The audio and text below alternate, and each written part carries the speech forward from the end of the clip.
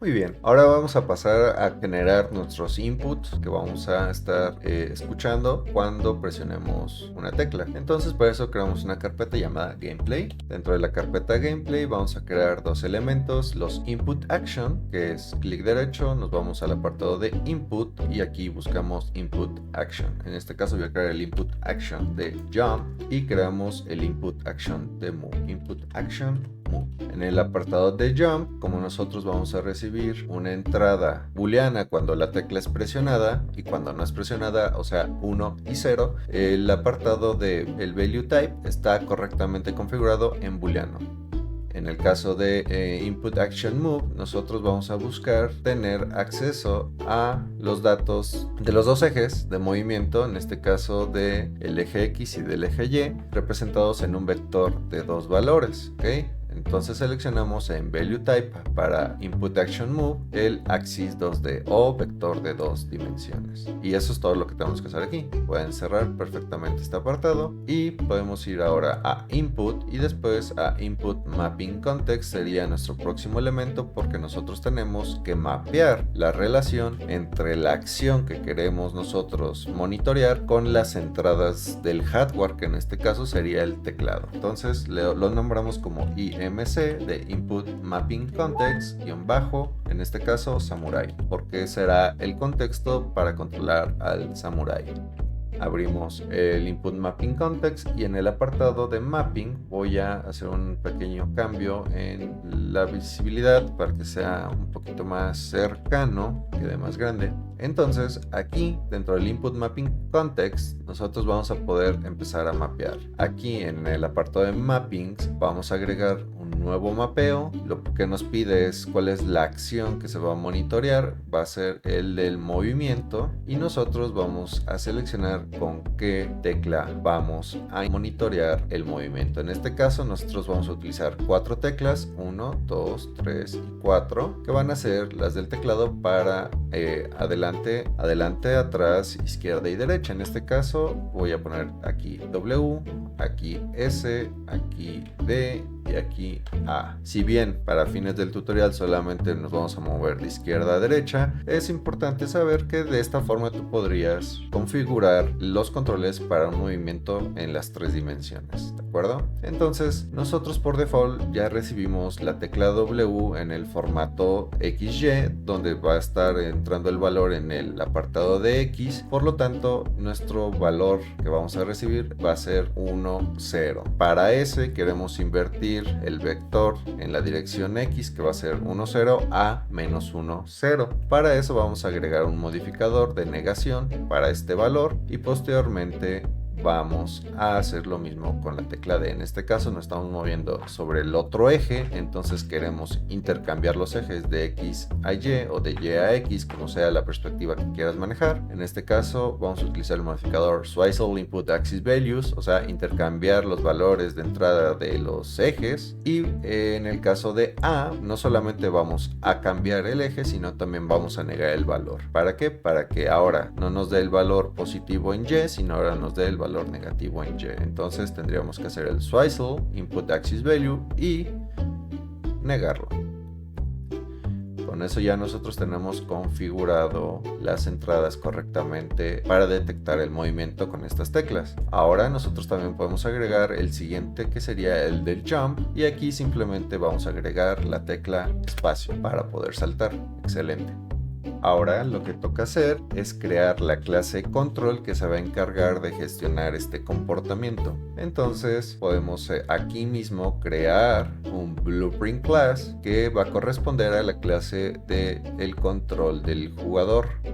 Entonces con F2 cambiamos el nombre y aquí le voy a poner CTL de control-samurai. Es el control para el samurai. Entonces abrimos el Blueprint Class y en la parte superior derecha podremos apreciar que ahora esta nueva clase llamada CTL Samurai proviene de la clase padre Player Controller, para que sepamos con qué estamos trabajando. En este caso, para este blueprint no necesitamos el viewport, ni siquiera el constructor, nada más necesitamos tenemos el Event Graph que está aquí. En el Event Graph nosotros podemos crear múltiples apartados para poder segmentar nuestros eventos o nuestros blueprints. En este caso, en el primero, que es el Event Graph, donde vamos a poder comenzar, tenemos ya dos eventos que nos otorga Unreal. El primer evento, que es Event Begin Play, que se ejecuta solamente al iniciar el juego, después de que se construyen los actores, después de que se construyen y se compilan los shaders, después de todo lo que corresponda a la constitución de esta clase. Hasta ese momento es que se va a ejecutar dando inicio al juego. Entonces lo vamos a utilizar. Y por otro lado tenemos el Event Tick. El Event Tick es un evento que ocurre cada vez por frame. Entonces hay que tener mucho cuidado de no ejecutar ninguna función, ningún método tan complejo en este apartado, porque se estaría ejecutando cada frame. Por ejemplo, si tu máquina corre un juego a 120 frames por segundo, ya te estarás imaginando que lo que coloques aquí se va a ejecutar 120 veces por segundo. Entonces eso a largo plazo puede hacer que tu juego pierda rendimiento. ¿Ok? Entonces por el momento vamos a borrar el tick y nos quedamos con el Event Begin Play. Aquí van a poder ver un pequeño comentario que pueden ocultar con este botón. Ahora, en el Event Begin Play, lo que necesitamos es tener acceso al subsistema de entradas de Enhance Input para poder hacer uso de nuestros Input Action y empezar a detectar las entradas, ¿de acuerdo? Entonces, nosotros vamos a buscar aquí Enhance Input Local Player Subsystem. Buscamos este nodo y desde este nodo nosotros podemos obtener la referencia a un objeto que hace referencia al subsistema de entradas de Enhance del jugador local de la máquina en la que te encuentras tú.